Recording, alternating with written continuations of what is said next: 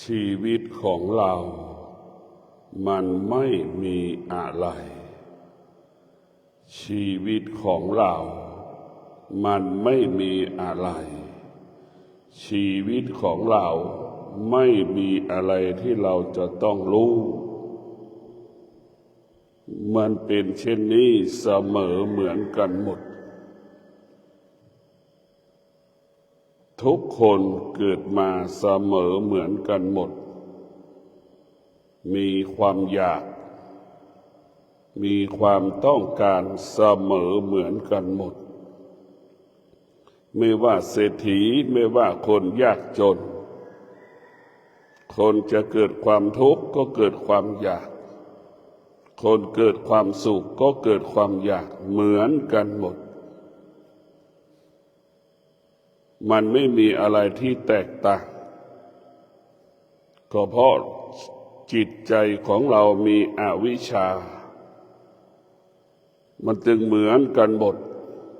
เห็นความไม่เป็นจริงเสมอเหมือนกันหมดเมื่อหัวใจเรามีอวิชชาเราจึงหลงทางหลงผิดเมื่อเราหัวใจเรามีอวิชชาจึงเข้าใจสิ่งต่างๆเป็นสิ่งที่ผิดโอกาสจะเห็นความจริงไม่มี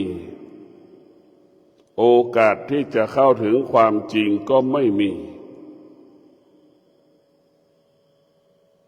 หัวใจที่มีอวิชชาจึงทำให้เรานั้นตกอยู่ใต้อำนาจความคิดของตนเองตกอยู่ใต้อำนาจความคิดของบุคคลอื่นตกอยู่ใต้อำนาจปัญหาเหตุการณ์ต่างๆที่มันปรากฏทางตาทางหูจมูกลิ้นกายใจกระทบตาหูจมูกลิ้นกายใจเราจะตกอยู่ใต้อำนาจ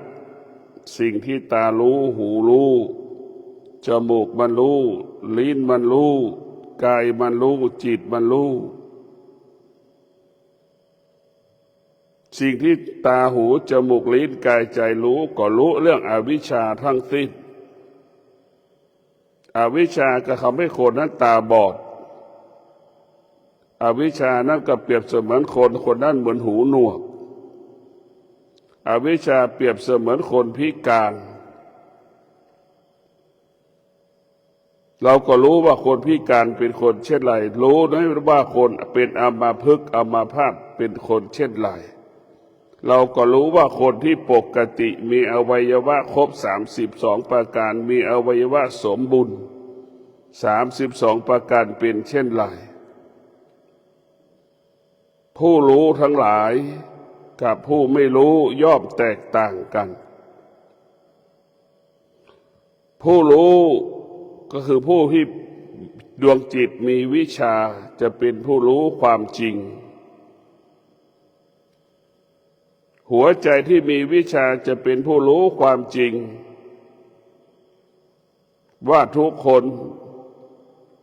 ไม่ต้องการความทุกข์จะรู้ความจริงทุกคนต้องการความสงบนี่แหละคือรู้เรื่องความจริง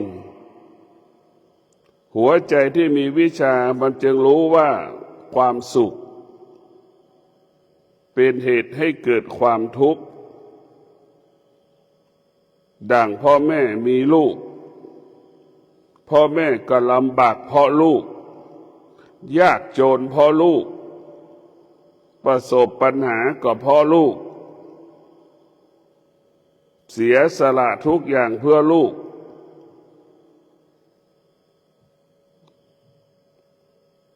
ความสุขทั้งปวงเปรียบเสมือนเชื้อโรคที่มันแพร่เชื้อโรคตั้งแต่เราเกิดจนเราตายความสุขเป็นอวิชชาความสงบเป็นวิชา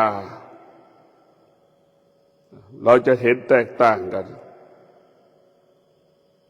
ชีวิตของเราร่างกายของเรามันไม่มีอะไร ไปดูเราไปพิจารณาดูคนอายุ90 ปีมันไม่มีอะไรเป็นของเรามันไม่มีตัวมันไม่มีตนมีมือก็จับช้อนไม่ได้จะตักข้าวใส่ปากก็ไม่ได้จะนั่งจะนอนจะยืนจะนั่งก็ไม่ได้นั่นแหละเราไม่มีอะไรเป็นของเรามันไม่มีตัวมันไม่มีตนจะหายใจก็ยังหายไม่ได้ต้องไปอาศัยเครื่องมือแพทย์มาหายใจเห็นไหมนั่นแหละคือชีวิตเรามันไม่มีอะไรมีเท่ากับไม่มีจะกินข้าวจะกลืนก็ลำบากกลืนไม่ได้ต้องอาศัยอาหารทางสายยางเห็นไหมนี่แหละชีวิตเรามันไม่มีอะไรแต่เราไปปรุงแต่งให้มันมีสิ่งนั้นให้มันมีสิ่งนี้ให้เป็นแบบนั้นให้เป็นแบบนี้ก็เพราะดวงจิตเรามีอวิชชาจึงพาเราหลงไปหมดหลงทุกอย่างยึดติดทุกอย่างจนถึงที่สุดก็ละไม่ได้หัวใจที่มีอวิชชานั้นเปรียบเสมือนคนเสพยาเสพติดเลิกไม่ได้ออกไม่ได้จากไม่ได้เพราะฉะนั้นพวกเราทั้งหลายอวิชชาทั้งปวงมาอยู่ที่ตามันอยู่ที่หูมันอยู่ที่จมูกมันอยู่ที่ลิ้นมันอยู่ที่กายกับจิตเราแล้วมันจะพาให้เราหลงเหมือนสัตว์นานาชนิดอยู่ในป่าไปไม่มีที่สิ้นสุดไปไม่มีจุดหมายไปแบบนั้นแหละไม่รู้ทิศเหนือไม่รู้ทิศใต้เพราะฉะนั้นพวกเราต้องดับอวิชชาละอวิชชา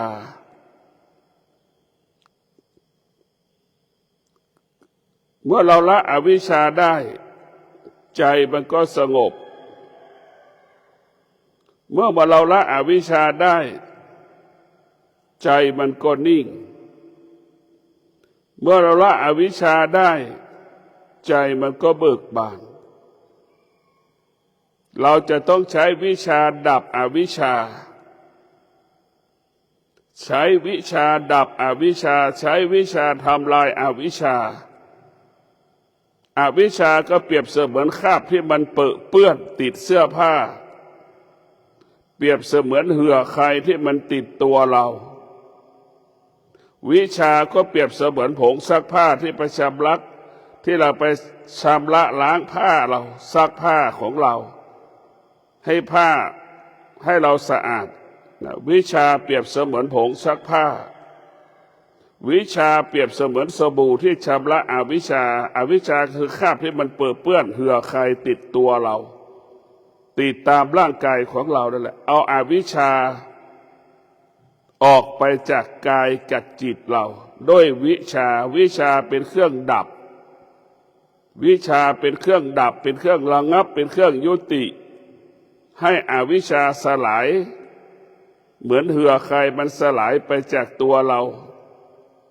เหมือนเหือใครที่เป็นติดเสื้อผ้าของเรากำจัดชำระล้าง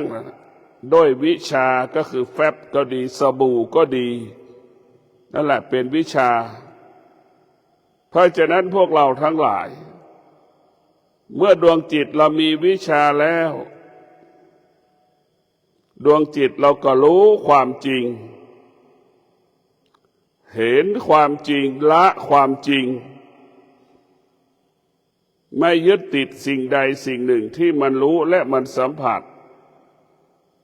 จิตที่มีวิชาจิตนั้นจะไม่เข้าไปเสวยอารมณ์ที่ตามันสัมผัสที่หูมันสัมผัสจมูกมันสัมผัสลิ้นมันสัมผัสกายมันสัมผัสจิตมันสัมผัสมันจะไม่เข้าไปเสวยอารมณ์ ที่ตาเห็นรูปหูรับรู้เรื่องเสียงจมูกสัมผัสกับกลิ่นลิ้นสัมผัสกับรสกายสัมผัสถูกต้องจิตของเรารับรู้สารพัดรู้สึกมันจะไม่เข้าไปเสวยอารมณ์จิตที่มีวิชาไม่เข้าไปเสวยอารมณ์ไม่ไปตอบสนองอารมณ์จะอยู่เหนืออารมณ์อยู่เหนือความรู้สึกที่มันปรากฏตาหูจมูกลิ้นกายใจเพราะฉะนั้นหัวใจที่มีวิชานั้นจะเป็นหัวใจที่สงบนิ่งสงบนิ่งรู้อยู่เหนือสิ่งที่เรารู้สงบนิ่งรู้เราจะไม่ยึดติดสิ่งที่เรารู้สงบนิ่งรู้เราไม่ตามสิ่งที่เรารู้สงบนิ่งรู้สักแต่รู้สักแต่รู้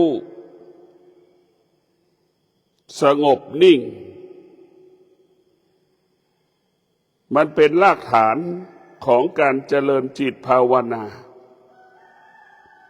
กายสงบจิตสงบนิ่งมันจะพัฒนากลายเป็นวิปัสสนา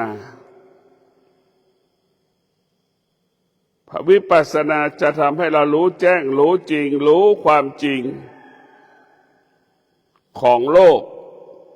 รู้ความจริงของชีวิตมนุษย์โลกรู้ความจริงมนุษย์ทุกคนเสมอเหมือนกันหมดความโลภความโกรธความหลงอยู่ในร่างกายมนุษย์ทุกคนมันเกิดขึ้นในร่างกายมนุษย์ทุกคนความโลภความโกรธความหลงเกิดขึ้นที่เดียวกันหมดก็คือที่ตาหูจมูกลิ้นกายใจอันนี้แหละคือหัวใจที่มันมีวิชานั้นจะเห็นความจริงเสมอเหมือนกันหมด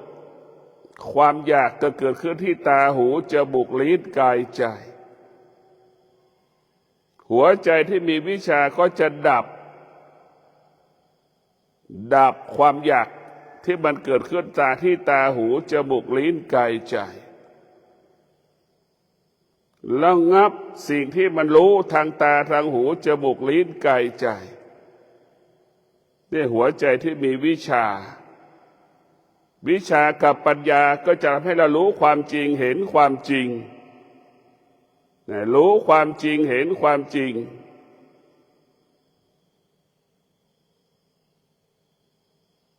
รู้ความจริงละความจริง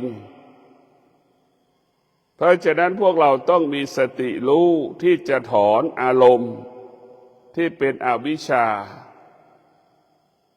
เนี่ยความโลภความโกรธความหลงอยากได้อยากมีอยากเป็นโมโหหงุดหงิดสิ่งเหล่านี้เป็นอวิชชาทั้งสิ้น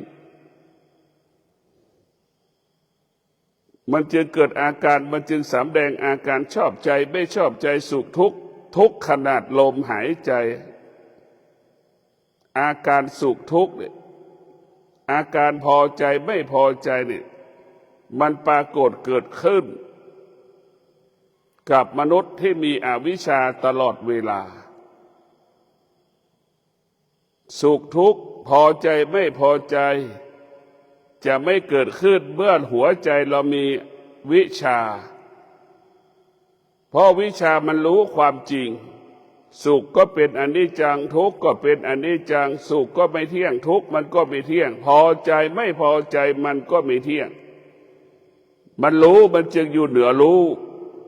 มันรู้มันจึงไม่ตอบสนองสิ่งที่เรารู้ทุกวันมันก็เป็นแบบนี้พ่อแม่ครูบาอาจารย์จึงบอกสอนให้เรามีสติรู้เท่านั้นให้เรามีสติรู้อยู่ที่กับอายตนะตาหูจมูกลิ้นกายใจ เราไม่ต้องเอาจิตไปไว้ที่ไหนเอาไว้ที่ตาหูจมูกลิ้นกายใจจิตของเราก็เปรียบเสมือนควานช้างตาหูจมูกลิ้นกายใจก็เปรียบเสมือนช้างเปรียบเสมือนม้าเราจะต้องกำกับกำหนดควบคุมควานช้างเปรียบเสมือนวิชากับปัญญากำกับช้างได้กำหนดได้ควบคุมได้เมื่อหัวใจเรามีวิชากับปัญญามันจะไม่หลงมันจะไม่หลงทางมันจะไม่เข้าไปยึดติดที่อายตนะมันรู้สึกสัมผัสหัวใจที่มีวิชาอายตนะรู้สึกสัมผัสมันก็จะอยู่เหนือสิ่งที่รู้สึกสิ่งที่สัมผัสจะไม่โต้ตอบไม่ตอบสนองสิ่งที่รู้ทั้งหมดทั้งสิ้นทั้งปวงหัวใจที่มีวิชากับปัญญาจึงสงบนิ่งเหมือนหินผาและภูเขาฝนจะตกให้มันก็นิ่งร้อนสักปันใดมันก็นิ่งสงบนิ่งรู้หนาวเย็นสักปันใดก็สงบนิ่งรู้จึงเกิดคำว่ารู้จึงอยู่เหนือสิ่งที่เรารู้ร้อนก็ดีหนาวก็ดีฝนตกก็ดีดีใจเสียใจก็ดีมันไม่เที่ยงเกิดขึ้นขนาดหนึ่งเวลาหนึ่งแล้วมันก็จากเราไปเนี่ยจิตผู้รู้จิตที่มีวิชาจิตที่มีปัญญาจึงเป็นจิตผู้รู้ความจริงจึงอยู่เหนือความจริงรู้ความจริงจึงละความจริงรู้ความจริงจึงไม่ยึดติดความจริงจนถึงที่สุดกายมันก็สบายใจมันก็สบายจึงเกิดคำว่าสบายกายสบายใจจึงเกิดคำว่าจิตใจมันว่างมันมีแต่ความว่างเปล่าเท่านั้นชีวิตของเราไม่ต้องอยากรู้ธรรมไม่ต้องไปอยากรู้มันไม่มีอะไรให้เรารู้เราไม่ต้องไปอยากรู้แต่เราเข้าไปยึดติดสิ่งที่เรารู้เท่านั้นมันไม่มีอะไรให้เรารู้แต่เราเข้าไปรู้มันคนทั้งบ้านทั้งเมืองทั้งโลกเนี่ยมันก็เหมือนกันหมดขี้ที่ไหนขี้มีใครขี้หอมบ้างไม่มีคนทั้งโลกเหมือนกันหมดขี้มันก็เหม็นเหมือนกันหมดมันก็แก่มันก็เจ็บมันก็ตายเสมอเหมือนกันหมดนี่แหละคือหัวใจที่มีวิชาก็จะเห็นความจริงของโลกความจริงของชาวโลกเป็นเช่นนี้จิตที่มีวิชาจิตที่มีปัญญาจิตจะอยู่ในกายจิตจะเห็นกายนี่แหละเป็นครูเป็นอาจารย์เอากายของเราเป็นครูเป็นอาจารย์เอาร่างกายของเราเนี่ยเป็นมหาวิทยาลัยต้องศึกษาเรียนรู้จิตของเราก็เปรียบเสมือนนักศึกษาเรียนรู้ในมหาลัยนั้นๆเราจะต้องพิจารณาแบบนี้อย่างนี้ก็ถ้าบอกพ่อแม่ครูบาอาจารย์บอกมันไม่มีอะไรให้จะต้องรู้สิ่งที่เราควรรู้มีสติรู้ลมหายใจเข้ามีสติรู้ลมหายใจออกหายใจสั้นหายใจยาวเข้าก็รู้ออกก็รู้ละเอียดหยาบหายใจเข้าก็รู้หายใจออกก็รู้มันละเอียดและมันหยาบให้เรารู้แค่นั้นแหละ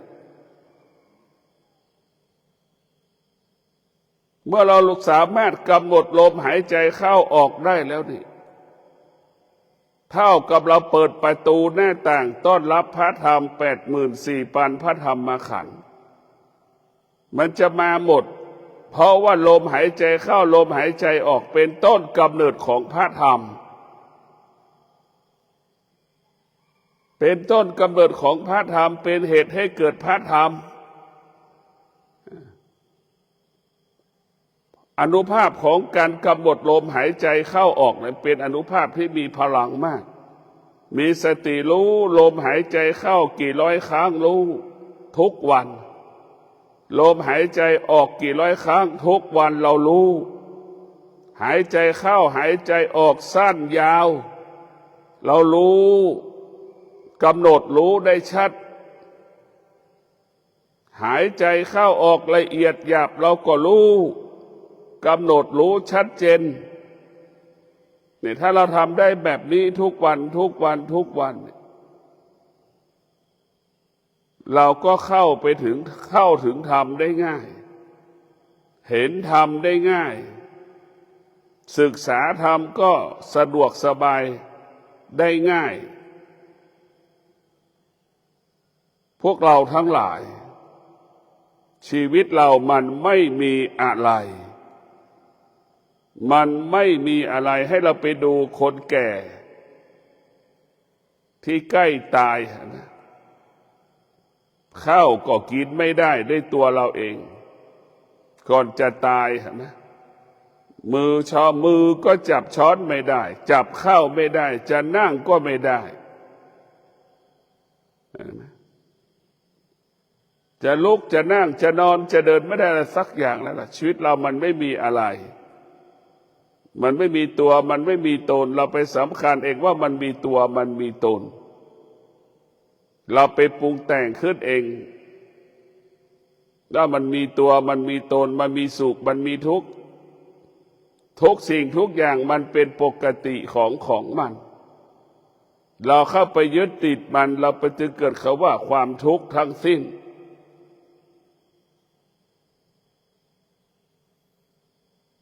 เราต้องพิจารณาถอดถอนการเป็นมนุษย์ของเราถ้าตราบใดเรายังเป็นคนเราจะมีความทุกข์จนเราตายเราจะต้องถอดถอนสิ่งที่มันการเป็นมนุษย์ออกไปให้มากที่สุดความโลภความโกรธความหลงความอยากเราจะต้องถอนมันมี10เราจะต้องพยายามให้มันเหลือน้อยที่สุดเหลือสัก5นึงก็ยังดี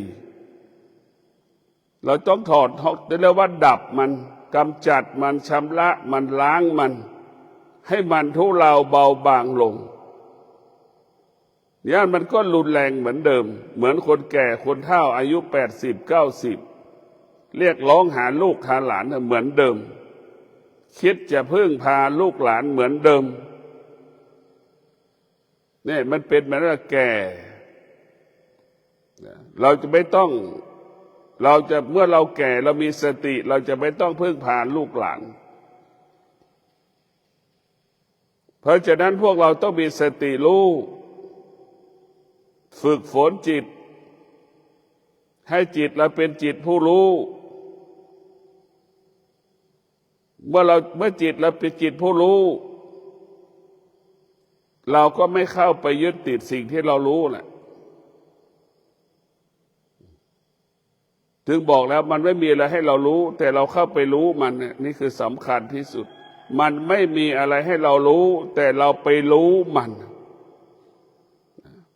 ไม่มีอะไรให้เรารู้แต่เราเข้าไปรู้มันเองมันไม่มีอะไรให้เรารู้หรอกดังสภาพความโลภความโกรธความหลงเหมือนกันหมดเกิดแก่เจ็บตายเสมอเหมือนกันหมดคือมันเหมือนกันหมดเศรษฐีก็ทุกข์แบบเศรษฐียาจกก็ทุกข์แบบยาจกนักบวชนักปฏิบัติก็ทุกข์แบบนักปฏิบัติพระสงฆ์สามเณรแม่ชีมันก็ทุกข์ดังแม่ชีสภาพของคนแต่ละคนให้เรารู้แบบนี้ให้เราเห็นความจริงเป็นแบบนี้เมื่อเราจะเห็นความจริงได้เราต้องละอวิชชาทั้งหมดทั้งสิ้นเราจะไม่ยึดติดอวิชชาเราจะต้องแสวงหาความจริงที่อยู่เหนืออวิชชาเมื่อหัวใจเรามีวิชาแล้วเราจะเห็นความจริงรู้ความจริงเหมือนช่างผ่าหยกนั่นแหละอวิชชาก็เหมือนเปลือกที่มันครอบหยกวิชาเหมือนหยกที่อยู่ข้างในเห็นไหมเห็นอวิชชาเป็นผู้ปกปิดวิชาเห็นอวิชชาปกปิดความจริง หยกจริงๆมันมีเท่ากับมะนาวอยู่ข้างในหินก้อนใหญ่ๆแล้วก็ผ่ามันออกมาจนได้หยกชิ้นหนึ่งเพราะฉะนั้นพวกเราทั้งหลายเราจะไม่เข้าไปยึดติดสิ่งใดสิ่งหนึ่งเรามีสติรู้เราจะไม่ยึดติดสิ่งใดสิ่งหนึ่งเราจะมีสติรู้ละทุกสิ่งทุกอย่างสิ่งที่เรารู้เรามีสติรู้เราก็จะละสิ่งที่เรารู้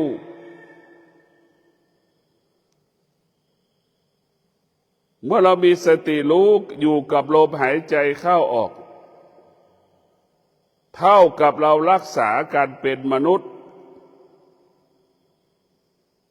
เท่ากับเรากำจัดสิ่งที่เราสะสมออกจากกายจากจิตเราความอยากที่มันรุนแรงจนถึงที่สุดมันกระทุเลาเบาบางลงความโลภความโกรธความหลงที่มันรุนแรงมันกระทุเลาเบาบางลงเพราะเราฝึกฝนจิตอบรมจิตมันก็เหมือนช้างที่มีกำลังมากนั่นแหละมีพลังมากเมื่อเราจับช้างได้เราฝึกช้างได้ความรุนแรงของช้างก็หายไปจนถึงที่สุดช้างมันก็คุ้นเคยกับควานช้างท้ายสุดช้างก็คุ้นเคยกับสถานที่นั้นการฝึกจิตเราก็เป็นเช่นนั้นจนถึงที่สุดเรารู้ความจริงละความจริงรู้ความจริงอยู่เหนือความจริงรู้ความจริงไม่ยึดติดความจริงมันก็จะเป็นเช่นนี้เพราะเรารู้ชีวิตของเราเมื่อเรามีสติกายวาจาใจของเราก็ปกติตลอดกาลชีวิตของเราเมื่อมีสติเราเดินไปข้างหน้าบรรลุเป้าหมายบรรลุวัตถุประสงค์ชีวิตเราสำเร็จผลสมปรารถนาดั่งใจปรารถนาท่านทั้งหลายจะสมปรารถนาได้เมื่อเรามีสติเมื่อเรามีสติเราจะสมปรารถนาทุกๆประการอยากได้สิ่งใดก็ได้อยากได้มากก็ได้มากอยากได้น้อยก็ได้น้อยมันจะมีสติมันก็จะได้มีแต่คำว่าได้ตรงกันข้ามถ้าเราขาดสติมีแต่คำว่าเสียมีแต่คำว่าเสียมีแต่คำว่ายากมีแต่คำว่าลำบากมีแต่คำว่าประสบปัญหาสารพัดปัญหาถ้าเราขาดสติเราจะไม่สำเร็จในสิ่งที่เรากระทำเราจะไม่รู้ปัญหมายจากสิ่งที่เรากระทำเพราะเราขาดสติการขาดสติจึงทำให้เราเกิดความทุกข์ความทุกข์ก็เพิ่มขึ้นเพราะเราขาดสติเมื่อเรามีสติความทุกข์ก็ทุเลาเบาบางลงเมื่อเรามีสติความทุกข์ก็เจือจางหายไปจากกายจากจิตเมื่อเรามีสติความทุกข์ทั้งปวงจนถึงที่สุดไม่มีในกายไม่มีในจิตจนถึงที่สุดเราก็จะเห็นทุกข์เราจึงออกจากทุกข์ชีวิตเราจึงหลุดพ้นจากความทุกข์ได้พวกเราทั้งหลายต้องมีสติพิจารณาเราไม่ต้องไปสนใจเรื่องธรรมะนอกกาย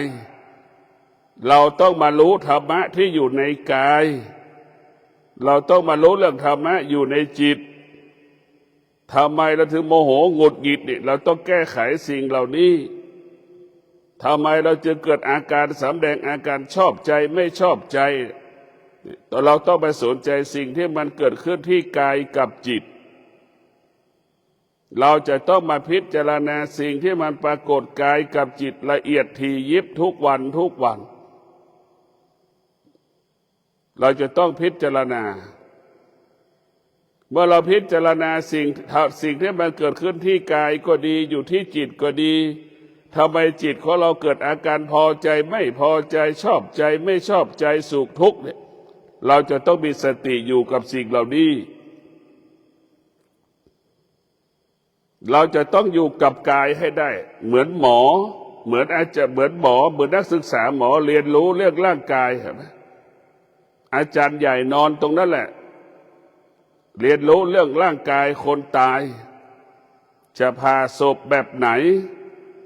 จะวางมีดผ่าแบบไหนตรงไหนให้เรารู้อย่างละเอียดให้รู้กาย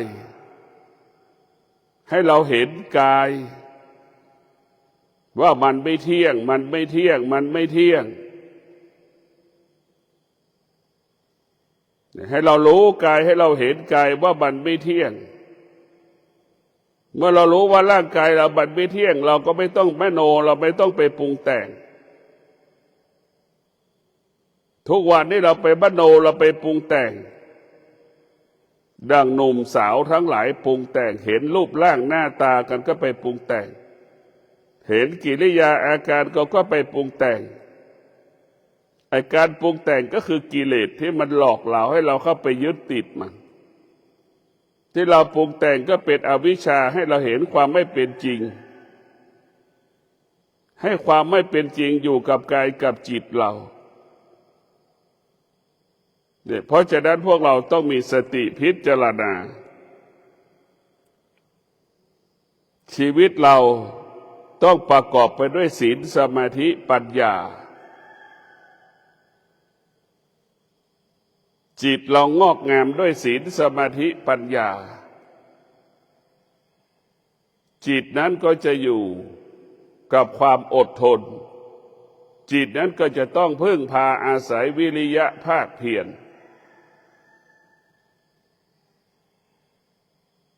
ความอดทนวิริยะภาคเพียรนี้จะเป็นบ่อเกิดเป็นเหตุให้เกิดคำว่าสำเร็จเราจะพัฒนาชีวิตเราสำเร็จได้ก็เพราะอดทนและวิริยะภาคเพียรนี่แหละเราจะแก้ปัญหาที่มันเกิดขึ้นกับชีวิตเราได้สำเร็จได้ก็เพราะความอดทนกับวิริยะภาคเพียรนี่แหละอดทนกับวิริยะภาคเพียรมันก่อการกำเนิดคำว่าปัญญาอดทนวิริยะภาคเพียรสองคำนี้ก่อการกำเนิดคำว่าปัญญาให้เรารู้ความจริงเห็นความจริงรู้จริงรู้แจ้งว่าร่างกายของเรามันไม่เที่ยงตาเห็นรูปก็บอกว่ามันไม่เที่ยงหูได้ยินเสียงก็ว่ามันไม่เที่ยงลิ้นสัมผัสกับรสอาหารก็บอกมันไม่เที่ยงจมูกสัมผัสกับกลิ่นก็รู้ว่ามันไม่เที่ยงทั้งสิ้นมันไม่มีอะไรที่มั่นคงสติเท่านั้นจะทำให้จิตเรามั่นคงสติเท่านั้นจะทำให้จิตเรายั่งยืนสติเท่านั้นจะทำให้จิตของเรางอกงามและเบิกบานตลอดกาลเวลาสติจึงทำให้ชีวิตของเราปกติตลอดกาลเมื่อเรามีสติเราก็อยู่ที่ใดก็แล้วแต่เราปกติตลอดเวลาผู้ที่มีสติ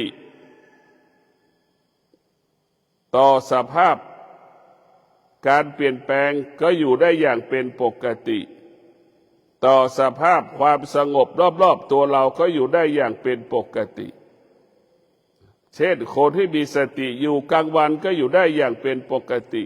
อยู่กับกลางคืนก็อยู่ได้เป็นปกติจะมีไฟฟ้าไม่มีไฟฟ้าก็อยู่ได้อย่างเป็นปกติคือไม่ยึดติดเข้าใจ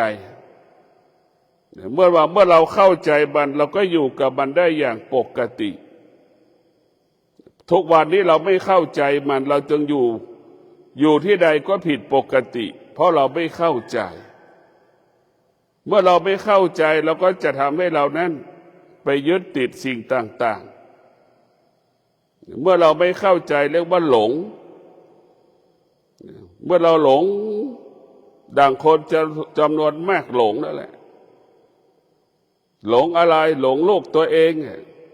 การเป็นแม่ขนาดปัจจุบันนี้เราเป็นฐานะเป็นแม่ขณะปัจจุบันนี้เราเป็นพ่อ ขนาดปัจจุบันเราเป็นฐานะเป็นลูกเนี่ยทั้งพ่อทั้งแม่ดำรงตนเป็นพ่อเป็นแม่ของคนฐานะหนึ่งอีกฐานะหนึ่งพ่อแม่ก็ดำรงตนฐานะเป็นลูกถ้าเราขาดสติมันก็จะไปหลงลูกตัวเอง